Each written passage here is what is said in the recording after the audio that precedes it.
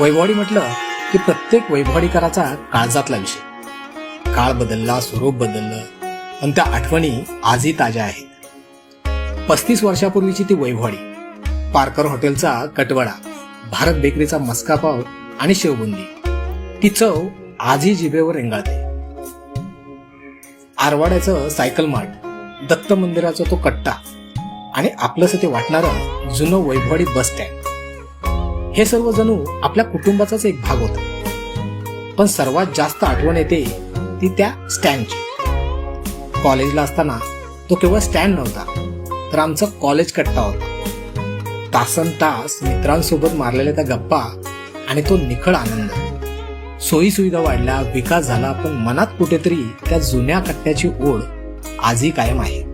कारण वैभववाडी केवळ गाव नाहीये, तर आमचं आठवणींचं वैभव आहे.